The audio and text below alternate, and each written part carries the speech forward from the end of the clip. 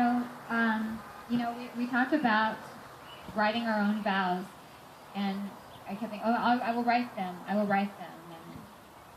I could not write them, and I couldn't figure out what is the problem. Why can't I sit down and write these?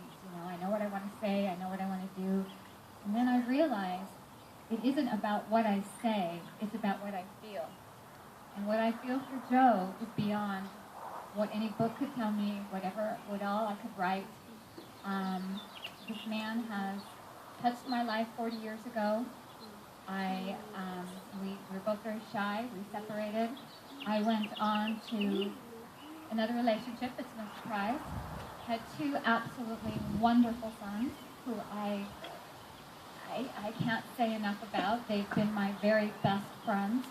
I have a wonderful father. I have a wonderful stepfather. I adore all of them. And all of it would not be possible without my mother, who brought me into this world. But Joe, to you, I have the same. And I commit to you to stand beside you for the rest of my life. And just be by your side, to love you, to understand you, with your help. And I just don't know what else to say except that you are so good to me. And I commit just to be here, not ahead of you, not behind you, but by your side.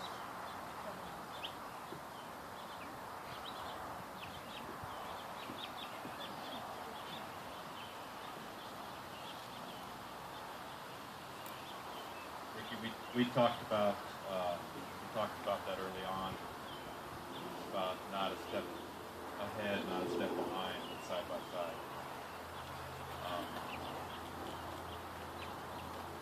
You remember the night on the phone? We had a long distance relationship, but that night on the phone when something happened. We were talking, and then all of a sudden it stopped. And shortly thereafter, I asked you, "Did you feel that?" She said, "Yes, I do." It's the kind of thing that people talk about, and I've never experienced anything like that before or after. And here we were, 900 miles apart. We talked about our relationship and not only what it means to us, but what it means to everyone else. And we asked God to show us.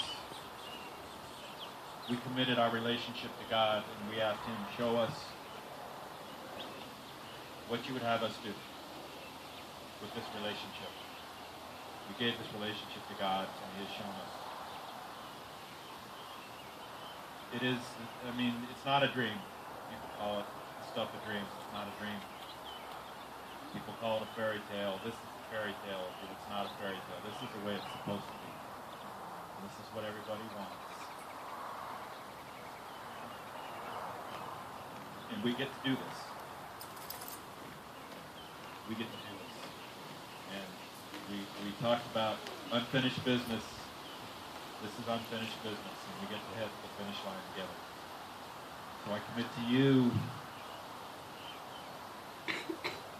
all that I am, all that I have. I'm so very grateful, so very blessed that you accept me for who I am. I can just be me. And I commit to you the same, to accept you for who you are, to love you for who you are. And thank you. Thank you for being in my life. Thank you for being there when the call came.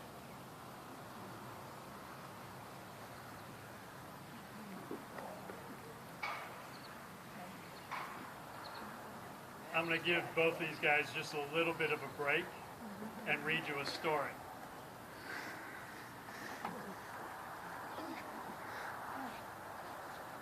So, there was this 18-year-old guy who saw this girl at work who he wanted to ask out. He was a box boy, and she worked at the snack bar. Each day on his break, he would go and order his daily dose of French fries. For her, this was a special part of her day. There was something about him that made her smile. This guy who was so shy finally worked up the courage to ask her out. Not in the conventional way. He decided that he could have his buddy do the asking while he hid around the corner. I'm actually reading this. This is not made up. It's true. This way, if she said no, he did not have to face the rejection. This girl had never been asked out in quite this fashion, but inside was bursting with excitement. After all, there was something about him that made her smile. He would pick her up for school, they would hang out with family, the usual dating thing. Then in young teenage fashion, they broke up. After all, they were capital S-H-Y. The school year ended with graduation, and that is when they last saw each other. A hug and goodbye, and it was over. In the years to come, she married, raised 2 wonderful sons of her own. He also married. They each had their blessings and their lessons to learn. Through the course of life, they would periodically think of one another. They even tried to find each other. After all, something about each other made them smile. From God's point of view, he knew they were not ready to see each other. They actually were in the same places at the same time, passing spirits in the dark. It is said that God planted a seed in their hearts, but waited until the time was right for them to reconnect. And after 38 years apart, the time was and is right. And they met again. And they keep meeting again. And that was added to the story. This time, they were not so shy. They have grown up to be wiser and have placed God in their hearts and let him direct their journey. So now the time has come for them to share their life together, to share the lessons they've learned, and to place God in the forefront of their relationship. After all, there is something there that makes them smile.